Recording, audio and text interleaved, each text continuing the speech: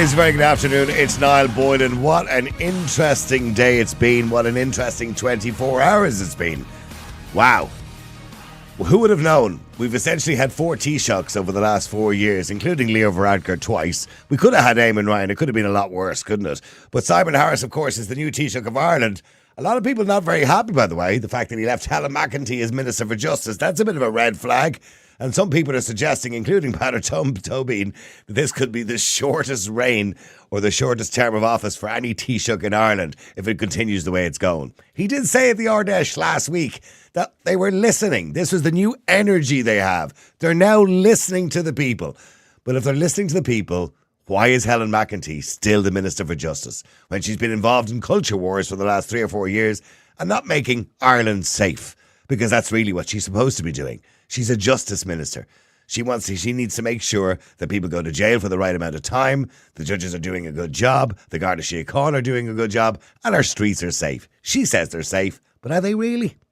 Anyway, one of the big stories today, of course, is the EU Migration Pact. That will be voted today in the European Union by European MEPs that you elect here in Ireland, by the way. Don't forget the elections are coming up again in June, on June the 7th. So make sure, by the way, you think hard, long and hard about who you're going to vote for, because remember, they represent you in Europe. But reading from RTE here, and I want to just read it just to give you an idea, because a lot of people are quite confused about it, because everybody is saying opt out, but they're saying opt out for different reasons. This is the confusing part. So you've got those on the right who are saying opt out, for example, and the reason they want to opt out is because they want to keep control of our sovereignty, our laws and legislation when it comes around immigration. But then you've got those on the left who are saying opt out as well, but they're opting out for a different reason, because they don't want any screening, they don't really want any borders, and they just want a free-for-all. And according to RTE, MEPs will vote on the package of new laws on migration, known as the new Pact on Migration and Asylum, or the EU Migration Pact, agreed by EU member states in December, and amid pressure from the far-right parties, according to RTE, the pact took several years to negotiate. European elections in June will likely be shaped by the migration issue, meaning the EU is eager to get the pact across the finish line. If enacted, the pact will make it easier for member states to limit the number of migrants who enter the European Union, giving them stronger mechanisms to deal with the asylum applications. And that's the way it's being sold to us, of course. In lieu of accepting migrants into their own territory, it would also give countries the option of making financial contributions or providing support to other member states. In other words, if we turn people away and send them back to another safe country, we have to pay. That amount of money hasn't been really decided yet, but somewhere around $25,000 per person per year from what I'm aware of. Through the Pact's 5 laws are expected to be approved by a slim majority in the European Parliament, and human rights groups and parties on the left have warned they will weaken protection systems for asylum applications. Far-right parties, on the other hand, have criticised the new mechanisms, calling them an ineffective smokescreen.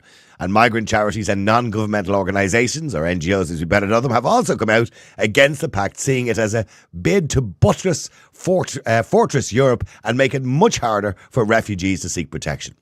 You might be still confused about it. A lot of people are. But I want to know what you think of it today. Should we be voting for it? Do we need an EU Migration Pact? Should we keep doing what we're doing? Or should we be bringing in or enforcing our immigration laws as they stand at the moment? Because I saw an article in the Irish Business Post here in the week, and Helen McEntee points out that, you know, when we sign up to the EU Migration Pact in 2025, for example, we will have reception centres near Dublin Airport with fast-track processing for those who should be coming in and those who shouldn't being deported. And I go, that's great. That sounds like a good deal, doesn't it? But we should be doing that already. Why aren't we doing that right now? Isn't that the argument? We don't need an EU Migration Pact to tell us that, although she will argue legally we do. I want to know what you think. The number, as usual, if you want to get in contact with us, is 085 122 55. That's 085 122 55. Senator Sharon Kogan joins me on the line. Sharon, good afternoon to you. Sharon, this is a complicated situation because no matter what way you look at it, it looks like a bad idea.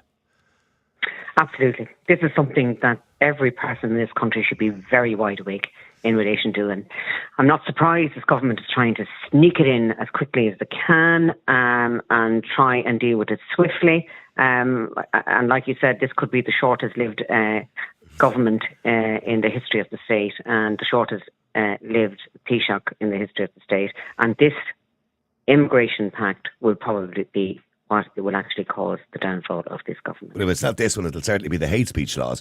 The hate speech law bit as well as down the line as well. Yeah, that's another one coming first. Okay, but in relation to this pact, they're kind of selling it as this attractive idea that we will have more control in the fact that we can refuse more people, and we can just give a donation or a contribution to countries like Greece and Italy to deal with migration at their borders. So they're kind of selling it to us as this nice idea that we'll have fast processing, fingerprinting, screening, all the things we've been calling for the last year. But we lose control of all that, and Europe controls it now. So that's the way it's been sold to us, which kind of sounds like a good deal from the outset, doesn't it? Absolutely. I mean, look, this is what I want: processing centres. I want a fast-tracked process for illegal immigrants that are coming into this country and refugees that are seeking asylum here. I want that, and every person in this country wants that.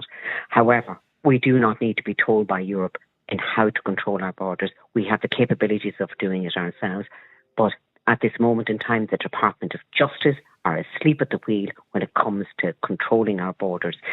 Let's just take one aspect. I want to talk to you about the Dublin III regulation.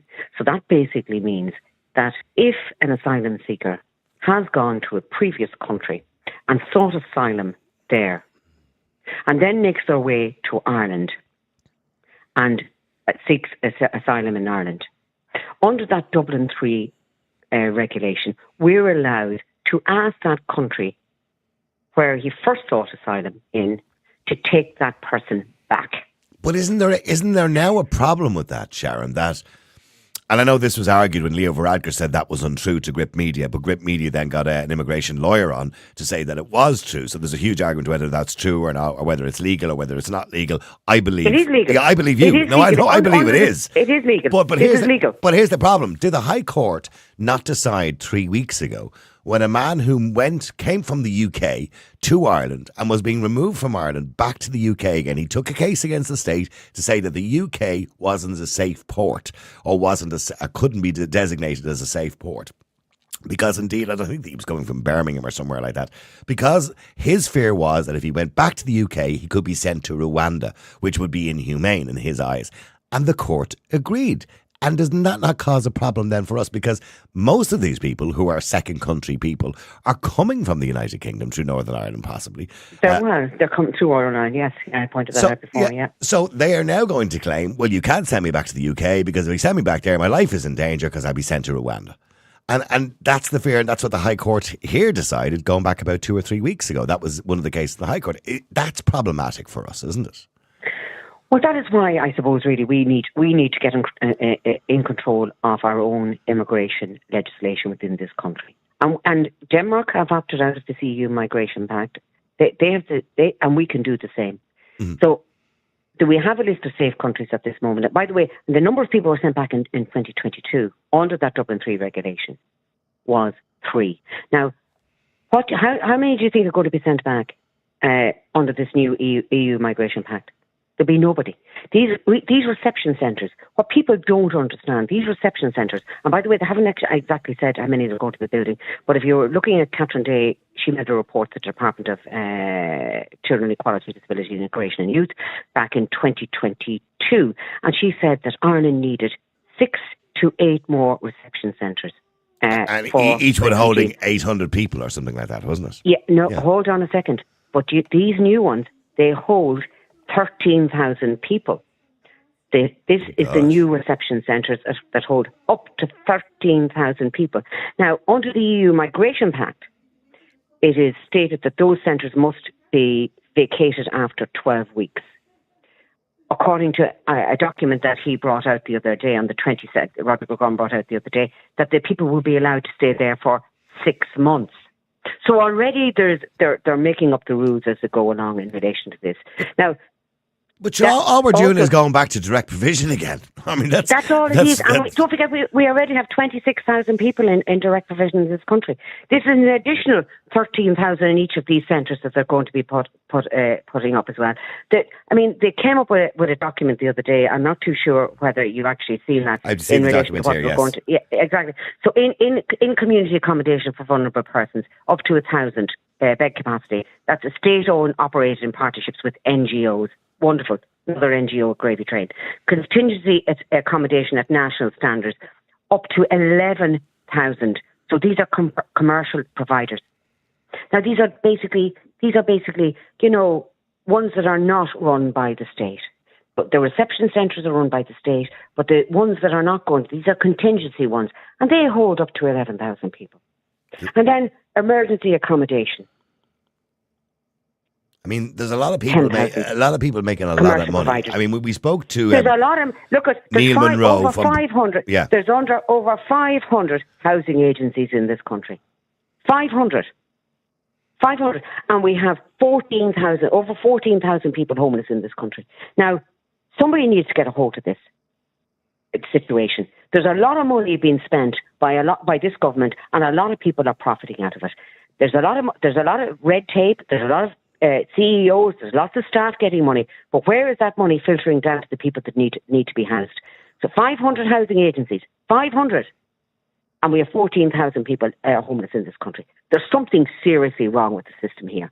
And social housing, there's only one agency for social housing in this country. There should be, and that should be with the local authorities. Unfortunately, you have housing agencies after housing agencies, you have various trusts that are out there trying to do the same job that the government and the local government should be doing for the people. So I know. What the government are doing is making every crisis an industry. And that's what's happening in this country. Every crisis becomes an industry. So, and we spoke to Neil Monroe from Breitbart News, and he was talking about the fact that, immigration means huge money for investors, huge money for private companies. So, in other words, 2 or 3% of the population become really rich out of immigration, but the rest of us suffer because of it. Now, the idea that the Immigration Pact is good for us, or this the hard sell they're currently doing at the moment, by 2026 is when it probably will be implemented. So that's another 2 years away anyway, right? God only knows what's going to happen between now and then. So that's another 2 years. Yeah. I find it difficult to believe if the government are incapable of dealing with the problem now and have the gumption to actually say to somebody, well, no, you don't qualify. Here's an Garda Síochána, take you off onto a bus, back to Dublin Airport, back to where you came from, right? If we're incapable of doing that now, what makes us believe we're going to be capable of doing it if we sign a pact? Because the NGOs, as you've seen in the United Kingdom with the Rwanda plan, the NGOs in this country will stop them again, because the NGOs, ironically enough, are also voting against it. They think it's a bad idea, but for different reasons, because they don't want anybody being screened. They do, absolutely, and also this is our business. This is our business model. That's it. So the more refugees they have, the more jobs they have, the more money they have. So I really think that the people need to be very much wide awake to this. They have to look at their politicians. The European elections are coming up. You need to find out, and every person needs to ask themselves, will my MEP vote for this particular pact going forward? Mm-hmm. And if they do, then do not give them a vote. End of story. Are we aware of any of the current MEPs, the existing MEPs that are over there? I know most of them are actually over here, because the thing about MEPs is we never see them. They're actually voting today. Yeah, I know. They're voting today on the actual pact. But are they all going to be present? This is the thing. Because I have no idea who's going to be present, and that's why you do need strong independent voices at European level. And I hope people do elect independents into the European Parliament. Mm. Now, whether they do or not, I have no idea, but that is it's entirely up to. Now, does that mean that we as a nation don't care about what's happening across the world? Absolutely not. Absolutely not. That's not. We're a very caring nation. We're a very giving nation. We have always supported those in need. We stepped up here in 2022 when the Ukrainian crisis hit. Every community in this country stood up and said, "Yes, we'll do something." We all wanted to be part of that, and in general, all of those people that have come to our communities have integrated really, really well into our communities. Their children are in school.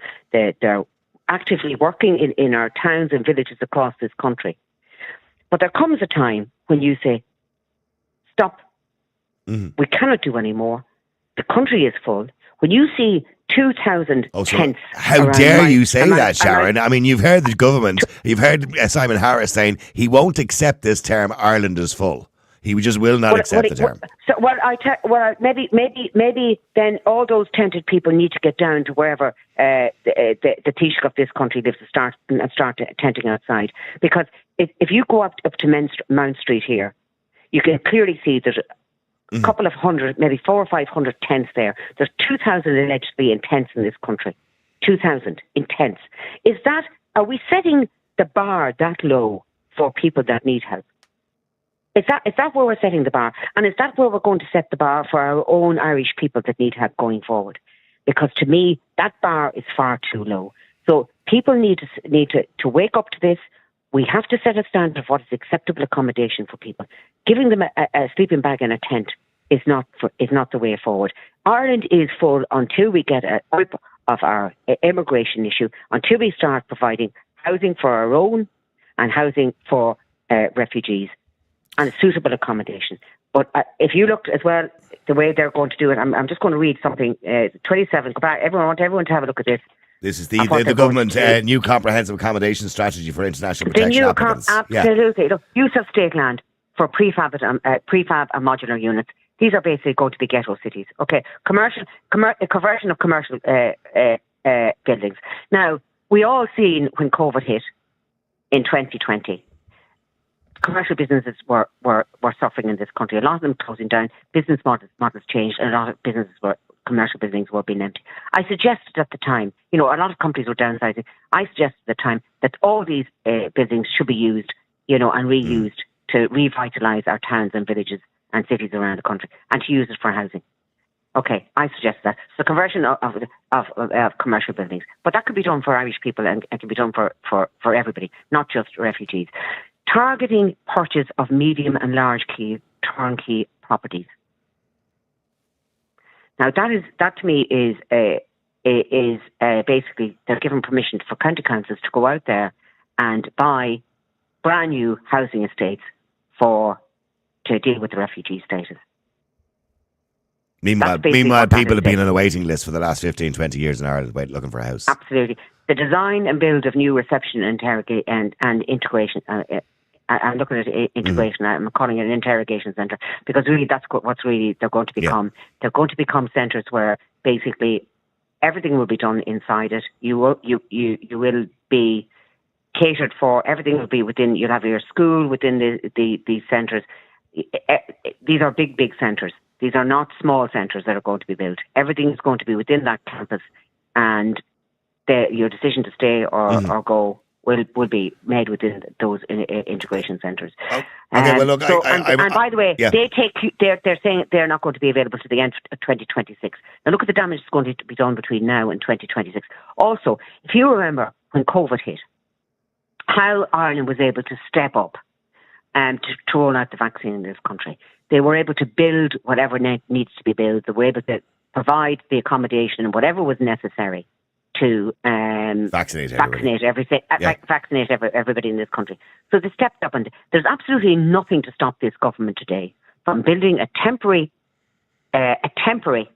reception centre, integration centre there near Dublin Airport, and indeed near all our ports. They need to be put in all our ports. And process people within a very reasonable amount of time. Well, a reasonable amount of time to me is 7 days. Yeah. 7 days is a reasonable amount of time. First of all, have they got the correct documentation? If they haven't got the correct documentation, they come here without documentation, they have to be sent back. And the airlines in this country must step up as well, because the airlines should be checking those passports as they're coming off the plane. Absolutely. Those passports should be checked. And if they turn up and they're after coming in a certain day, €1,500 is not enough to find an airline. Put that up to 15,000, and I guarantee you, every airline. By the way, what is the airline's responsibility? If 50, they're fined. No, I understand. No, I understand. But so let's say somebody, because nobody gets on a plane without identification, because absolutely. Okay, so they must destroy it on the plane. So nobody gets on a plane. So if the airline is checking the identification of people getting off the plane, and some guy comes off and he has no identification, no passport, what is their obligation from that point? Because that person, I assume, will immediately claim asylum. Not necessarily. Mm. So what's their obligation? Is their obligation to remove them? If they don't immediately, at this moment, if they don't immediately seek asylum at that time, when they get off that plane, then they're not entitled to asylum. Does that make sense? Yeah, so the airline has an obligation to remove them from the state. Absolutely, exactly. But you don't. If they seek asylum once they're on Irish side, but if a fella is here for 2, 3, 4 months and hasn't sought asylum, sorry, they're not entitled to asylum as far as. So, I mean, if you should be given X amount of time to seek asylum. Sharon, unfortunately, I'm running out of time. Okay, so I think sorry. No, that's okay. I think we all agree the EU Migration Pact is a bad idea, right? But it's a very bad idea, a very bad idea. And also, what about all the unaccompanied minors that come into this country as well without any documentation? Those children are after being trafficked into this country. And finally, just before you go, Sharon, there's a huge push at the moment. I saw a piece last night in the paper that they're designating the 30th of April as a day to promote, or for NGOs to promote migrants to vote in local elections, and people who have come into the country or as asylum seekers, etc., etc. I've seen a huge backlash to this online. Do you believe that people who come into the country, say Ukrainians, people seeking international protection, whatever it is, do you think they should be allowed to vote in local elections? I believe that everybody should have a right to vote. In fact, actually, I believe it should be compulsory to vote. I think we should do the same as the Australians do, that if you don't vote, you get fined. Even if you turn up and rock up and spoil your vote and you don't want to vote for anybody. And I would agree with you when it comes to Irish citizens. Yeah. But so, like, Irish citizens, you believe that. So, what I'm getting from you is that you believe that only Irish citizens should get to vote in any Irish election. Is that correct? Is that what you're saying to me? You know what? I don't know, and I haven't thought about it deep enough. When it comes to presidential election, it doesn't really matter too much, right? When it comes to a referendum, I think it really matters a lot. When it comes to general election, when it comes to local election, they're also important because we're setting the tone for the next 5 years. Referendums, they don't get. No, I know that. No, I know that. Yeah, that's what I'm saying to you. They don't get to vote at the EU elections. They do get now. But do you think they should be allowed to? Do you think they should be allowed to vote? I would not. I would never take a vote away from anybody. I don't. That's just me. I think everybody. That means we're saying you don't count. You don't have a say. Yeah, but if it's somebody who's only here temporarily under an asylum application, and they may not end up being allowed to stay. You know what I mean? But they're making a decision that affects the rest of us for the next 5 years, and they may not even understand that. And I get that, and I hear what you're saying. However, I mean, do I not? I mean, there's people that come into me every day of the week, and I'm sure they come into every politician around the country as well. And do I differentiate that person? Do I say, I'm sorry, I don't want to deal with you because you have No, I wouldn't suggest that for a minute. That's what I'm saying. So for me, and Niall, every voice is important. Okay. And I probably will get backlash for that, but that's because I believe every person has a right to a voice. Okay, no, I accept that. And to express that voice. And I don't see any difference because you have an Irish citizenship or somebody that's waiting to become a citizen, that they're a person of less worth. I don't see. I'm sorry. That's me personally. No, that's okay. That's okay, Sharon. I might get a lot of backlash because of that. But I treat people as my equal, and it doesn't matter where they come from, what colour they are, what religion they are. I try and treat people as human beings, and I think we all should try and do that. But we also must be very aware of our own borders in relation to who we're letting in. There's nothing wrong with people coming in here, seeking entry to work in this country, coming into the work permit system, being a good citizen, wanting to come and be a good citizen and work in our country and contributing to our country. And while we might be talking about centres that are going to house up to 13,000 people in each centre, there's no talk about where's the schools. Where's the schools for these people? Where's the roads? Where's the doctors? Where's the nurses? Where's the hospital things? So there's a lot of things there. We are not set up. We're making a hames with Sharon.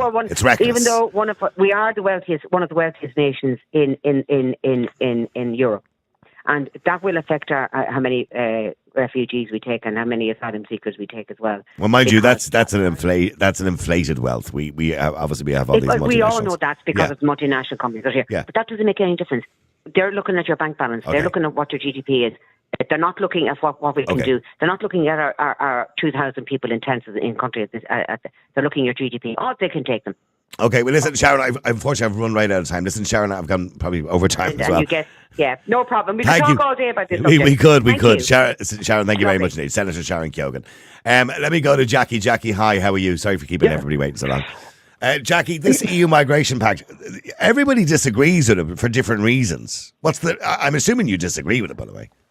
Oh, yeah, I do. And just listening to Sharon there, and look, there's certain things I wouldn't agree with Sharon, and I wouldn't fall out with her over it either. No, Sharon's a very good. I do like Sharon. I agree with most things she says. Yeah, great lady. Yeah. Great lady. Absolutely. I think we could have a debate again about who should be allowed to vote, but I mean, that's another. I mean, like if somebody's here waiting for citizenship, or somebody's here and they've been accepted, you know, as an international protection applicant, or whatever, maybe they're going to make their life in Ireland. That's fine. But if somebody's here on a temporary basis waiting for an application and they could be removed or they could be refused, I don't see why they should be allowed to vote. That doesn't make any sense to me. But that's neither here. Sharon disagrees with me, obviously. And look, I'd be kind of on the same thing, and I'd be kind of going, well, if they're working and they're here for a period of time, absolutely, well, then they have every right to. Yeah, and I think most people would kind of say that, but I'm always afraid of the control that the NGOs have over blocks of people. You know, well, of course. I mean, if you're talking about voting, NGOs could encourage people to vote in a certain way because a certain party are kind to migrants. Do you understand what I'm saying? Well, yeah, and kinder. Yeah.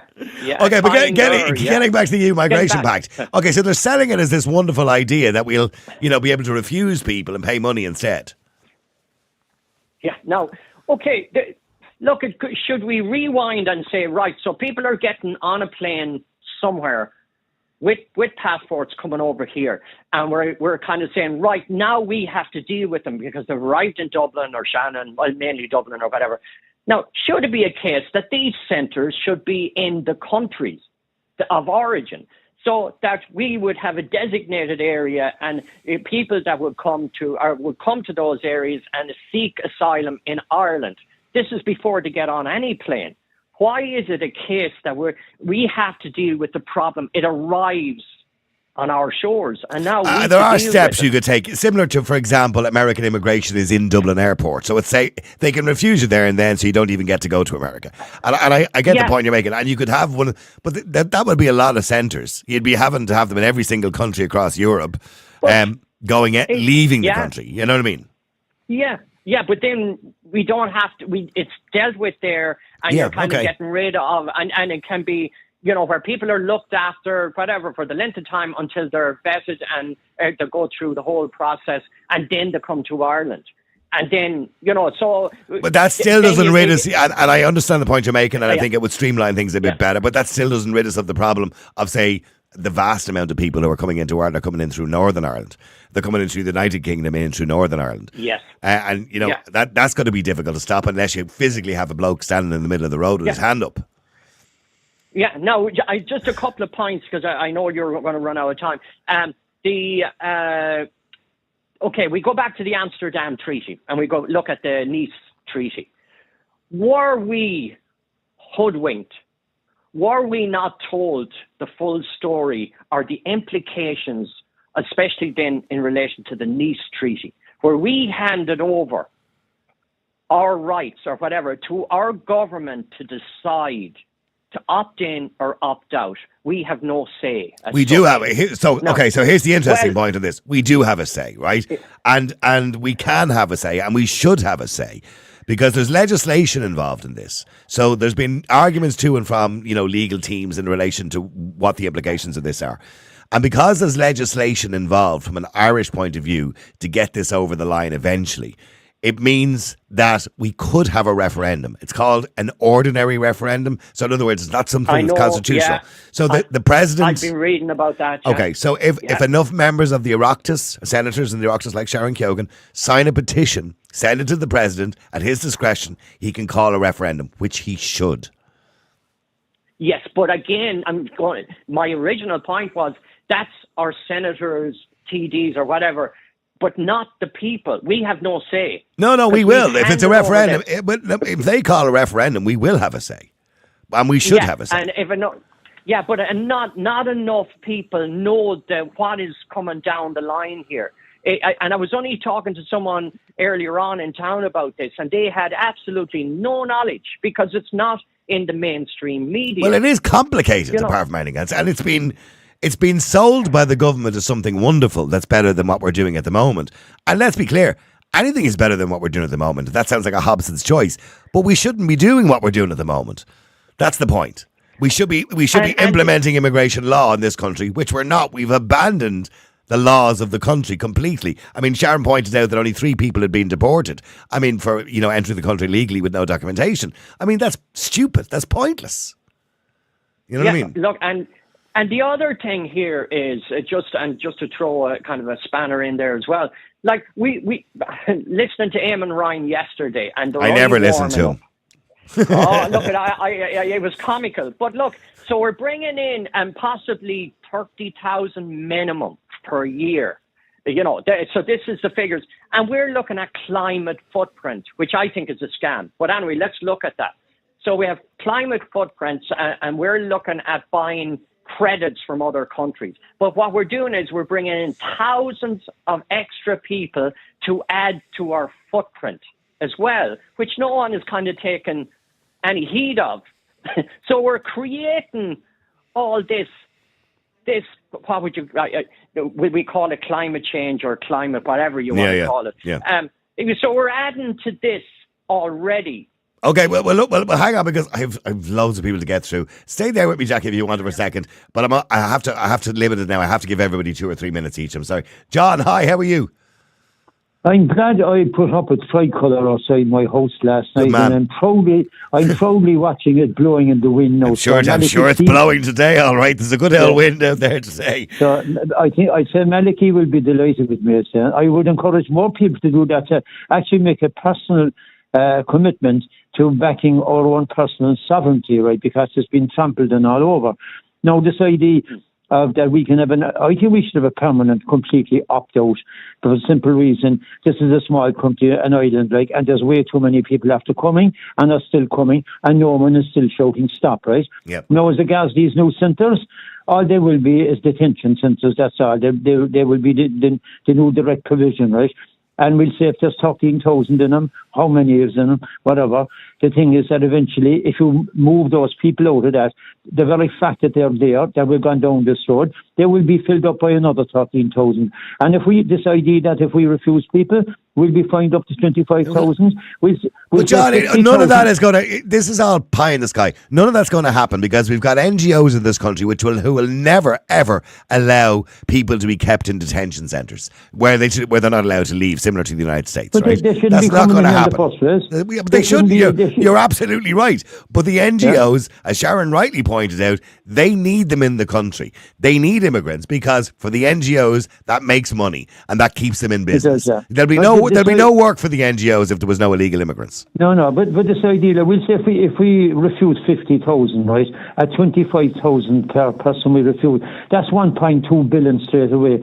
How many social houses would that build? Yeah. And as regards voting, no way, unless you're a fully fledged Irish citizen, should be you allowed vote on anything. Well, I don't necessarily agree with the fully fledged Irish citizen part. There are people who live in this country who are, say, British citizens or Spanish citizens, or I have a regular caller, she's Greek and she's been living here for years. You know what I mean? So I have no problem with people from other countries voting in local elections, not general elections, local elections. If you're part of the European family, but the whole thing about it is we all know who's coming here now, and they're not part of Europe, a hell of a lot of them, right? And there's no way, it would suit the people who are profit and all them other gobshites, if they voted, of course, for them.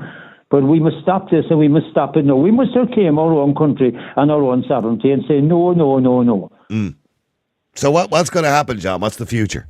The future for Ireland when it comes to immigration? Do you really believe that if we signed up to an EU Migration Pact, everything would be rosy in the garden? The future is that the so-called he must have got an Arctic load of Red Bull delivered to the door, because this energy, I hear about the new Taoiseach that's been asking around for the last 11 years, and now he's full of energy, man. And all I can tell you, if things keep going the way they're going, by next week he'll be the old Taoiseach. I told you that I predicted that live in your show. Do you remember? Yeah. I said he'd be the shortest Taoiseach ever. Oh no, I think everybody's predicting that it will be the shortest Taoiseach in the history of Ireland. I think we will end up with a general election very soon. Well, hang on, John. Let me go to Michelle as well. Michelle, hi, how are you doing? Hi, Niall. How are you? Thanks for having me on. Nice to talk to you too, Michelle. Michelle, the EU Migration Pact, it's confusing a lot of people because even the ones that we expect, that think this is a good idea, that we're treating people more humanely, etc., they're even saying no because they don't want screening and they don't want numbers limited and all that kind of stuff. So everybody's kind of saying no to it, and I'm assuming you are too.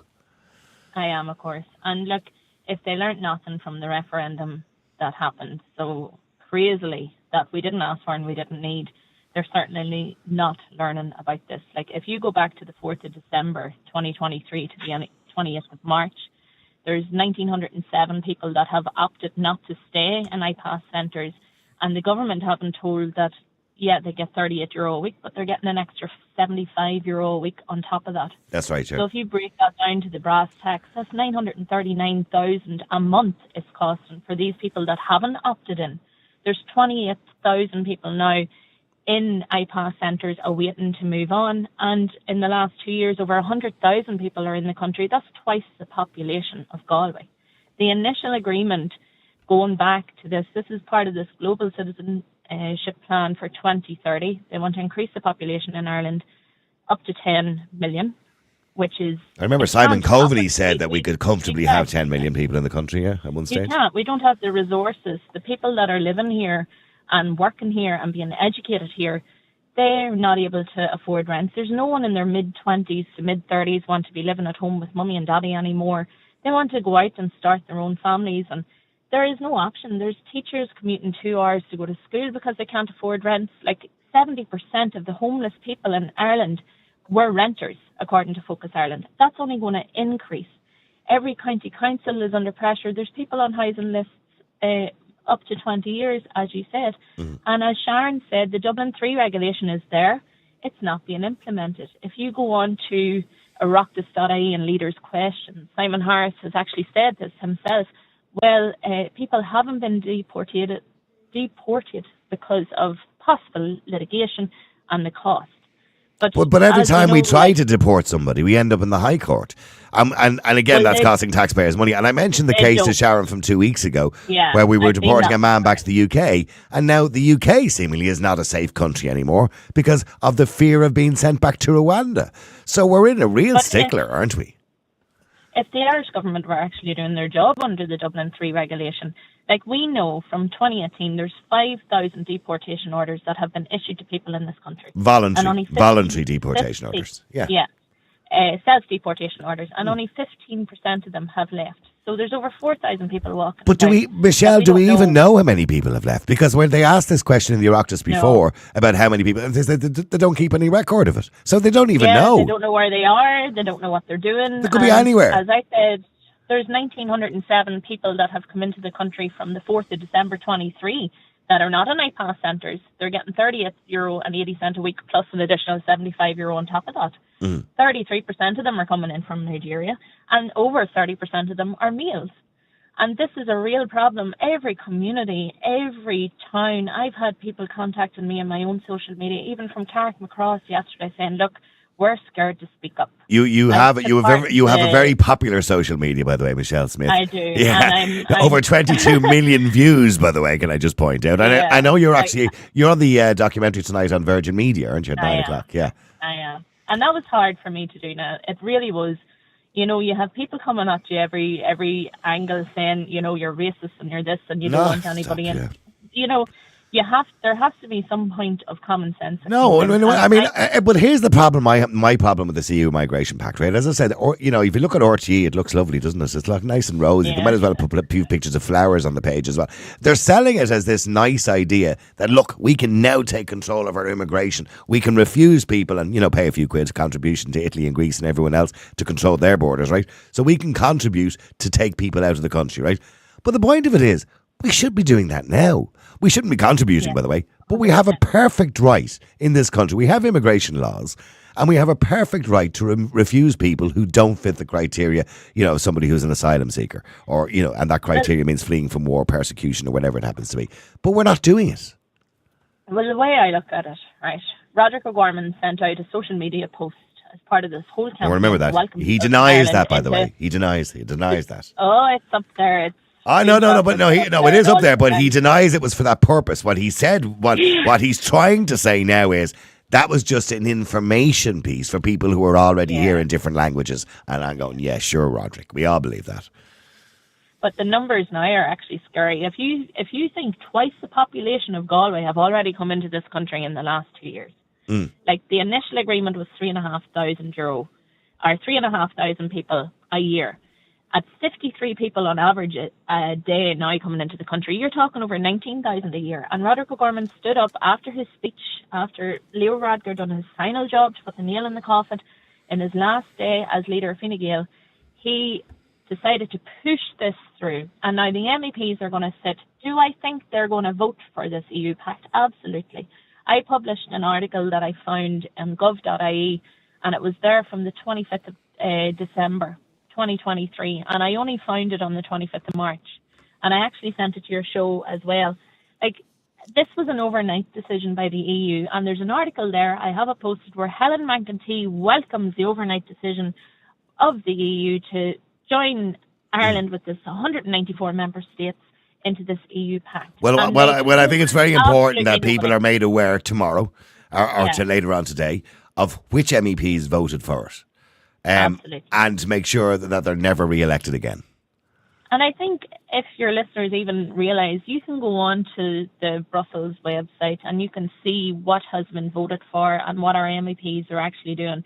Like, I'm shocked by Irish MEPs, because, well, not just Irish MEPs, MEPs in general, particularly Irish ones, because but the fact that they get voted in, right, and then they disappear, and then 4.5 years later, a couple of months ago, they reappear.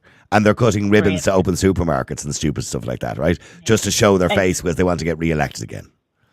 Yeah, I was very tempted to run as an MEP this time around, but I don't know if you've seen what happened to me in January when I did decide to stand up for the community here in Ballinrobe especially.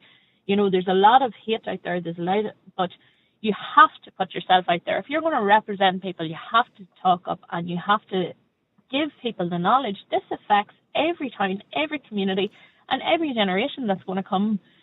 And why didn't you run, Michelle, then, if you feel so strongly about it? I had the fear of God put in me. You'll see if you watched the documentary last night, like the people that targeted me for doing the right thing for our community. It took me weeks. Oh, they target me. I mean, look, I don't believe I say anything. They've plastered my kids on their social media. They've plastered my business. They've plastered, like, I have to look after my own. But yeah, there is out there, and there's people out there, you just don't know what they're thinking or where they are or what they're going to do, and it is a hard job, but the MEPs, it's worth $1.5 million to each one of them if they get elected. And where are they? You know, where's their videos? Where's their, like, Simon Harris, he's never had a job in his life. He's a college dropout. He got in the 15th count. And there he is now running the country. And there he is, chauffeur driven with 169,000 pension for the rest of his life and security for the rest of his life and a nice cushy job. Well, stay there, Michelle, because I've loads of people to go to here. I want to go to Pam O'Loughlin as well. By the way, if you want to go to Michelle's TikTok account, you can. Michelle Smith, tax rebate specialist. And she has 22 million views there, by the way. Sorry, I have to go to Sarah. Hang on, Pam, I have to go to Sarah Jane first. Hang on, I do apologise. Sarah, hi, how are you? How's it going, Niall? Sarah Jane, you would kind of sign up to this, would you? No? Yes? No, yes, I don't know. I really don't know that much about it. But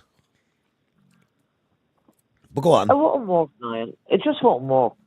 It's impossible. Like, if you haven't got the priorities straight in our own country, our policies, you know, and now you want to bring in people, you know, safeguarding them. And it's like, what's the saying, from the frying pan into the fire. But have you looked at some of the documents that are out this week? I'm looking at one here. This is the government agrees to the new comprehensive accommodation strategy for international protection applicants. Sharon mentioned it, 27th of March. Roderick O'Gorman in it says that a targeted purchase of medium and larger turnkey properties. Now, you know what a turnkey property is. A turnkey property is a house ready to live in. So, in other words, for migrants coming into Ireland, they want to purchase a large amount of houses. I mean, There are people on the waiting list in this country 20 years. Are they going to get one of those houses or one of those properties? I don't think so. Yeah. No, you know the way people say, what is a woman? I think their government, right, has this thing in their head, as long as they have a roof over their house, that they're not homeless. Mm. You know what I mean? And I think that's where the government is coming from with this. And it's not giving any of our own stability and any security in regards to their own home, a roof over their head. Mm-hmm. And like, and I'm not, I hate even saying that word of being racist. Like, I have empathy for any nationality coming in. I agree. I don't care what. But we must just say it, Sarah. We must prioritise our own citizens first. Is there anything wrong with saying that? It's like you have to have your own side of the street clean. Yes, before you can. But you're not allowed to say that anymore because you're a bloody racist if you say something like that. Oh, now. you're not racist. Of course you're not. I'm just saying that's what you get called. Fact is not racism. Like, will people cop on to that? Like, there's a big difference in the word, and there's a big, totally two difference in the meaning. I mean, when you look after everybody and everything, as you said, you keep your own side of the street clean first. Well, then you can worry about cleaning the other side of the street. Absolutely, that's the way it works, and that's the way it should work. Yeah, but Niall, I don't care. They are looking through it through very, very thick eyes, and it is like, we have a beautiful country. Yes, it could be expanded if we had the right resources. Yeah. Like, you're talking about bringing people in that, like, with different languages, different cultures. Yeah. And I'm sure most of the people are educated. Yeah. But you had one of your last speakers saying there, like, that we are sort of a rich country. We're not a rich country. People out there, like, it's mainly, like, middle class. Well, when they say Ireland is a rich country, they talk about our overall economy and our GDP. But the thing about it is that doesn't affect your life. Do you understand what I'm saying? It doesn't affect most citizens' lives. Most citizens are skint because the cost of living is so high. But we're rich from a point of view of having a lot of international companies in this country paying a huge amounts of tax. So that's why we're kind of, it's kind of false. It's a false economy. We could be broke tomorrow if they all moved out. Aspects of it. But like, for a normal family coming in, and like women and children, and they're just going to be and like, they have to live in humane conditions. Okay. Well, hang on, because I'm rapidly running out of time, and I need to go to Pam as well. Pam, hi. How are you? Hello. How are you? Thank you, Sarah. Pam, go ahead. Pam, do you agree with the EU Migration Pact, or does anybody bloody agree with it? No, God, no. I think it'd be absolute madness to hand over our borders to the EU. To be honest. I think the traffic will all be one way. I mean, the government's shown at the moment they're incapable of deporting anybody who shouldn't be in the country. Mm-hmm. And Ireland just appears to sort of accept the dictates from the EU with no pushback whatsoever. I'd love to know what our MEPs are doing for their 12 grand a month over there. I'd love to know too, yeah. They certainly don't appear to be fighting for Ireland. You're running for election yourself, by the way. Sorry, so it's Pam O'Loughlin. You're in Ennistimon in County Clare, and you're from the Farmers. You're a candidate for the Farmers Alliance. I am for the Farmers Alliance. Yeah. So, and we believe that, we believe in sovereignty, and we believe in not handing over basically control of our country to the EU. But did we not do that? Did we not do that 30 years ago? Well, I think, but we're supposed to retain, and the rules in the EU say that each country retains its ability to sort of, shall we say, customise the dictates that come down from the EU to fit our own country. But Ireland just seems to just adopt everything as it comes down, and we're not pushing back in any way, shape, or form. Yeah. We don't have the facilities in this country to take this many people. It's absolute madness to even contemplate it. I mean, there's 27.3 million migrants in the EU at the moment, 27.3 million, and they're still pouring in. Yep. We're expected to accept a certain amount of migrants based on our GDP, as you said. That GDP is being propped up by the multinational countries. Yeah, who could leave tomorrow. Now, potentially we could have a change of government very soon, which could up that corporation tax. Those multinationals could go, and our GDP would drop by 50%. Yeah. So we're at a bit of a knife edge here in Ireland, and we we cannot afford to keep bringing these people in. We've got nowhere to put them, and our own people are being pushed to the side to facilitate this.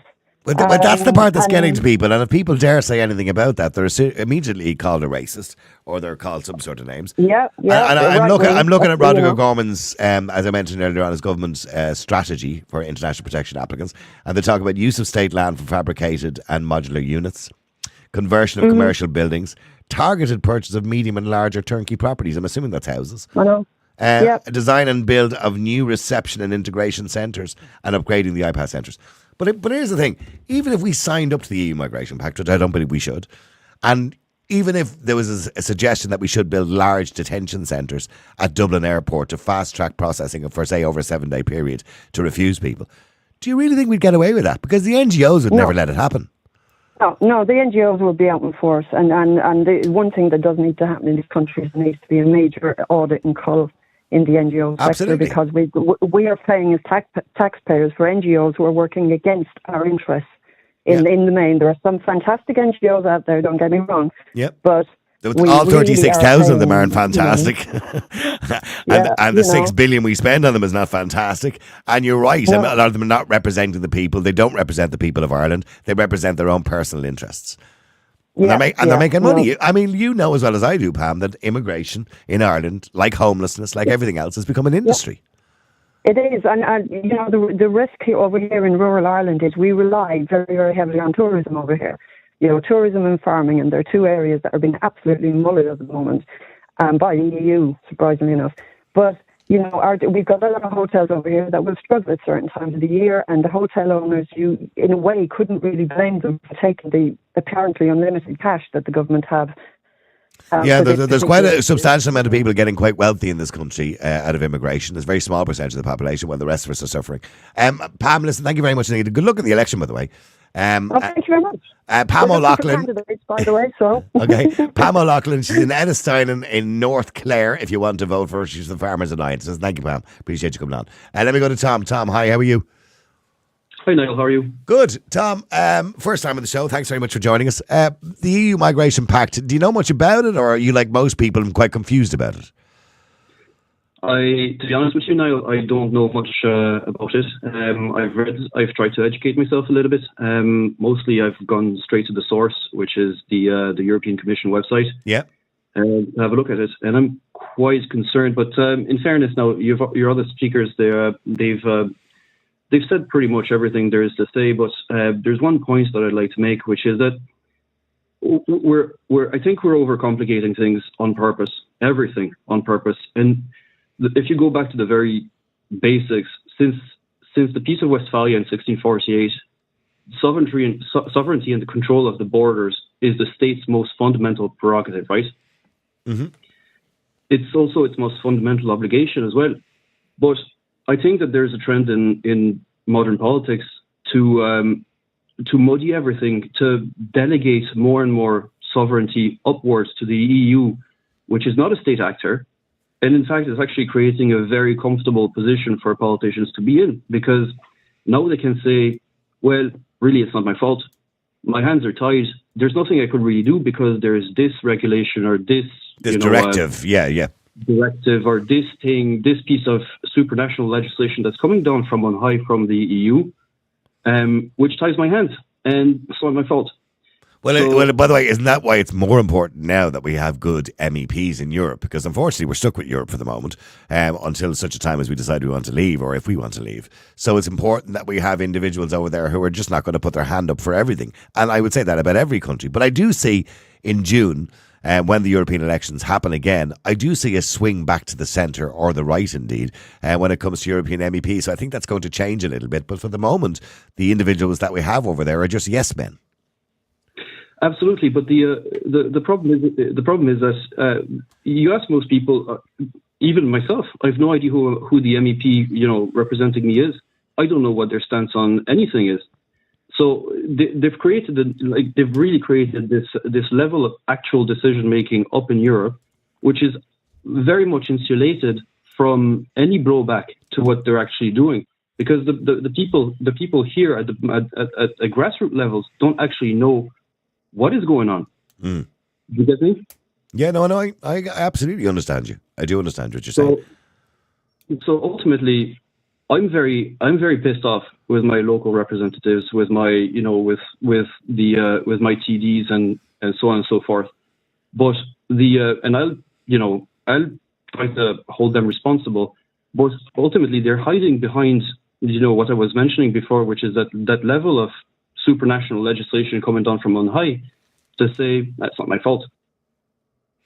All right, well, do me a favour, just stay there a second because I want to go to Bernie as well. By the way, just to let you know that your MEPs there, I'm just looking it up here now. I'm trying to remember which ones are in your area. I'll find it in a second. I just need to. Oh, there you go. Maria Walsh, I think, is in your area, isn't she? Mick Wallace and Grace O'Sullivan. Aren't they the ones from down south? So you've probably seen them more recently, Tom, because they'll come home after 4.5 years to cut a few ribbons and open a few supermarkets just so they can get your vote again. You know. Let me go to Bernie. Bernie, hi. How are you? I'm fine, Niall. How are you? Good. Bernie, I mean, a lot of people are quite upset, even at the thoughts of this EU Migration Pact, for different reasons. Everybody for different reasons. What's your thoughts on it? I'm really confused and I'm really upset about it when I see the level of the care that we get as Irish people who've worked and paid our way all our lives and our families before us. And I see how we've been literally cast aside. I worked, as you know, for over 35 years in HSE, and I am waiting 2 years for an appointment. And I have sent a letter today to ask me, was I still interested in being on the list? Mm-hmm. And I gave all of my life to that service to make it better. And nobody that I know of today is getting into a hospital and not having to sit for 3 days on a trolley while they're really ill, or have been told they're too far gone because they don't get treatment. Why can't we just deal with Ireland at the moment? Ireland, this little island, this little pebble in the middle of the ocean. Why aren't we helping the people who are here? The likes of the mothers and baby home people who are waiting to have somebody listen to them, somebody to deal with them respectfully and deal with the problems they have. Why are we looking to the bigger picture? We're a little island who has enough problems with our own people that need to be addressed first. We are the priority. We are the people who speak. And that was so. Sarah used the analogy earlier on when she said, clean your own side of the street before you look at the other side of the street. And I couldn't disagree with her. And you are right. When we have small little villages which have increased their population by 300 or 400 people suddenly overnight, and you already have a lack of services, including education for schools, GP services, waiting lists in local hospitals, etc. And then you add another 20% onto the population in a small rural town, well, then that's going to cause a huge problem. Yeah, but it's causing a huge problem to the bigger village, which is Ireland. Mm-hmm. The problem's already there. You can't go anywhere. Where do you go on this island at this moment? You can't go to any hotels. You can't go to any bed and breakfast. Places that were run down are now been taken over by, people making money because they kept the building idle, and now all of a sudden the buildings are being filled overnight with people. Yeah. Why is it such a secret?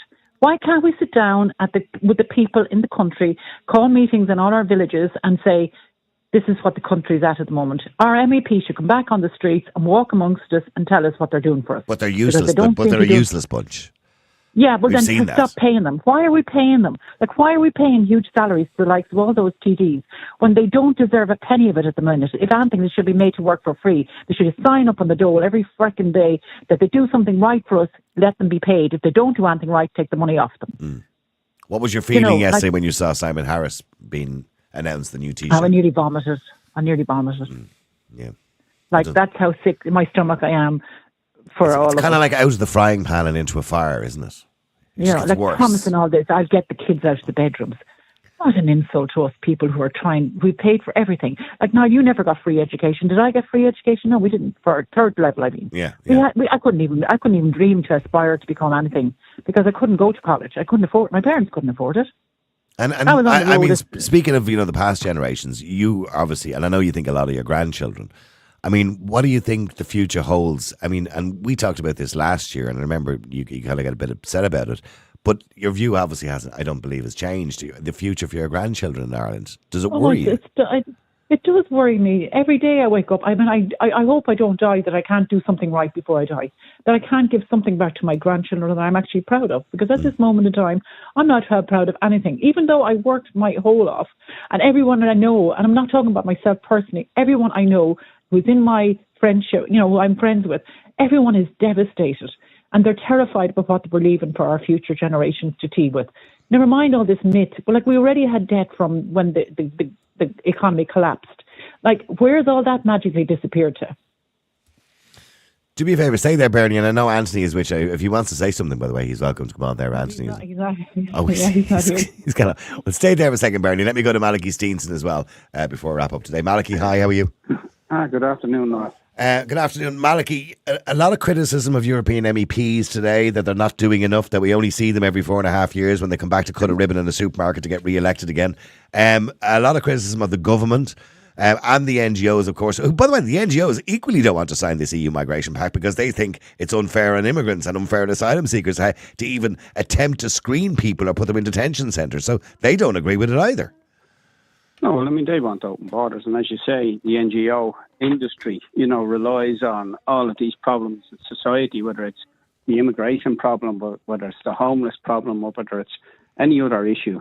And they just milk the system and become lobbyists and, get more and more money, and the problems get worse and worse. Yeah, and just call everybody else so racist. The vast bulk of the NGOs are not worth a damn. And you see, I mean, even your man Skin on Virgin Media the other night talked about the duplication of services and all of that. Yet he was the head of one of these NGOs himself, or a housing association, things that should have never been set up. I mean, there are, I think, 25 housing associations in Dublin dealing with social housing. The previous situation was that the city council dealt with social housing. And they got rid of this, they took it away from the council in order to reduce costs. Now, nobody will tell me that 25 different agencies doing what one agency used to do reduces costs. Because every one of these housing associations, and they keep telling you they're not for profit. They're not for profit because they don't have a shareholder. That doesn't mean they don't make money. It doesn't mean that they don't pay their CEO and their board hundreds of thousands a year to run the system. Yeah. And that's the problem with this country. And when they talk about Ireland... Well, when you think about it, sorry for interrupting, there's a conflict of interest. If you have a housing agency, which is an NGO, there's a conflict of interest because they don't really want to solve the housing crisis. Because if they do solve the housing crisis, they're out of business. And when people say, the system in Britain where you get honours from the Queen and that OBEs and MBEs and all of these things, and that we don't have a system to reward people here. We do. We put them onto state boards or we put them onto NGOs and we pay them vastly more. I mean, if you get an OBE or an MBE in Britain, you don't get any payment for it. But in Ireland, you don't get an MBE, but you get a job worth 100 grand for the rest of your life. And then you go around prostituting yourself around different NGOs from one to the other. Solving, okay, but look, finally, because I don't have much time, the EU Migration Pact, is there anything attractive about it? Well, I mean, the attractive bits are detention centres and, deporting people. But we could do that right now. There's nothing stopping us doing that right now, is there? There's nothing to stop them doing it, no. And the reality is, even if they did sign, well, they will sign up to this, this doesn't come into effect for a couple of years. So the good bits will be the last bits that will ever come into effect, if they do. But you had at the same time O'Gorman announcing that he was going to buy up everything he could. No, I've seen that. I have the paper there. Yeah, 30,000 places per year. Yeah. Now what does that do? If you have the government in the market buying up houses, which is what he's talking about, or anything, apart from refugees that comes along, right? That drives up the price. Simple supply and demand economics. You cannot, on one hand, say you want to... But why are they doing it, Malik? These people, I mean, don't get me wrong. I don't like O'Gorman at all. There's nothing I like about him. But he is an intelligent man, I assume. So surely he can see, or his department that he delegates to, no, surely they can see the problem behind what they're doing. Well, don't be confusing intelligence with somebody who's gone to university, for instance. People think in this country that if you go to third level university and you do a stupid degree in economics or politics, that you can actually run the country. They can have all degrees, although Simple Simon doesn't even have that. You can have all the degrees you want. But anybody who comes out of the universities in this country and in Western Europe in general now have been created and indoctrinated into woke liberalism. And they all, I don't even know if they actually believe what they're saying most of the time, because it beggars belief that people can believe the things that they believe. But they continue to push, and they all get jobs in the system. And remember, the first people that Simple Simon appointed were more PR people. He sees this as a PR exercise. And, you listen to his speech there at his Ardèche the other day. I'm sure Benjamin Netanyahu was quaking in his boots when he looks at Simple Simon saying that, basically, I can't remember the exact things, but, rather than shouting at Netanyahu, who But what got me in the Ardèche was he went on numerous occasions talking about the fact, with this kind of admission that they haven't been listening, but now they are, right? They're listening to the people. There's new energy, and they're listening to the people. And then yesterday, he decides, let's keep Helen McEntee as the Minister for Justice. So they're clearly not listening to the people at all.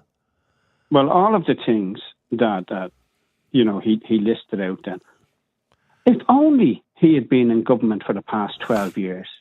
He comes in there as if he was somebody who was sitting outside on the pretend opposition even and looking at this. He's been a senior member of government, and the man shouldn't be sent to run a bath, never mind to run a country or a government department. Are we, and people complain, they put up barriers around Merrion Square yesterday. Yeah, I see them. I was there. Yeah, I seen them there. When there was not going to be any protest, but it shows the fear that they have of the people. It was actually, I was there. I was in the area yesterday, and I seen all the barriers, and I was saying there was nobody there. There was actually nobody there, really. Okay, apart from a few tourists and what have you, right? Who couldn't, by the way, which was quite shocking. Who were wandering around bewildered. Bewildered as to why they weren't allowed to walk up and take a picture of government buildings. They had the whole area, including the road that Buswells is on there, the whole back at Merrion Square, all completely blocked off with these steel barriers.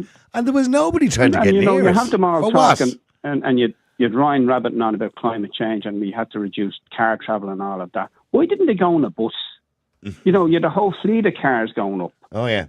BMW 7 Series, by the way, can I point out? Right. I mean, there's something fundamentally wrong in this country. But unfortunately, I have to wrap it up anyway. But in relation to the EU Migration Pact, you're saying no. And by the way, you can say I know all you want, but we've got European MEPs over there today. They're all going to stick their hand up and say yes. Well, hopefully those Euro MEPs will be replaced in June by people like myself who actually have the interests of this country at heart, and people who believe in this nation, and people who believe that we have a right to determine our own destiny without influence from previously Britain, now the EU, or indeed America or anybody else. If we're going to make mistakes in this country, let them be our own mistakes. Let us destroy this country ourselves if we want to do that, rather than be dictated to by other people. But we will be having, Niall, and I just want to flag this because we'll be giving more details on this later. There will be 2 major rallies in this city against current government policy prior to the local and European elections, and we will have massive numbers of people, just as we had in February, on the 5th of February, when we had almost 5,000 people on the streets of Dublin, which the state was rocked by, despite what they say. This is why they tried to ram us down and create a riot. Okay, just very quickly, Malachy, when are those dates? Well, I'm not going to reveal those dates yet because, But you can keep us up to date on it. Some people will know, but we will. There will be 2, and people can work out the dates nearly themselves. But we don't want to give our enemies ammunition, and our enemies now encompass the whole media class, almost the whole political and NGO class, and the whole European class, because we are a nation now, Niall, at war, and nobody be under any illusions what we are actually fighting for. We're fighting now for the survival of this nation. Okay, listen, Malachy Steenson, thank you very much indeed, and I appreciate you coming on the air. Now, thank you to everybody who got for the show. Some of your messages, by the way, coming in. Tony said that we should opt out as soon as possible and start mass deportations of all criminal and economic migrants posing as refugees and repatriation of individuals who never should have been given entry in the first place. We should opt out like Denmark, which is working. Enough is enough. It's unsustainable to continue the way we are. We are only an island, says Bella. Brussels has you by the scruff of the neck. Therefore, you ain't opting out of anything, says Liam. Brian said, well, this is why we talked about European MEPs. We need strong European MEPs. Brian Cooper says, Ireland must not sign this pact. Denmark will not sign for very important reasons they're unhappy with. Our sovereignty is once again at stake, and much more. Stop it, Fine Gael. Thank you very much indeed for everybody who got involved in the show. By the way, don't forget, as usual, you can go online and make a donation, or you can subscribe to the show. Please do. I've got to do a Bob Geldof. We need your money now. There's never Bob Geldof judge during Live Aid. No, genuinely. We have bills to pay and we need money. We don't advertise, as you can see. We don't have advertising on the screen or anything like that because we don't want to be at the behest of an advertiser telling us what we can and can't talk about. So we rely solely on any donations we get to the show. So if you feel you can donate €5, €100, €500, €5 million, please go to our website, niallboylan.com. We would really appreciate it. Or if you can, subscribe. Monthly subscription, $5.99 plus tax. And that's basically just covers costs. We don't get paid. There's three of us working on the show. We don't get paid for doing it. So please do support the show. Thank you very much indeed. We shall join you again tomorrow at 12. The multi-award-winning Niall Boylan Podcast. Listen live on Facebook, YouTube, and all the usual live stream services. To get in touch, just WhatsApp or text 085 100 2255. The Niall Boylan Podcast. They told me to shut up. Available for download from all your usual platforms.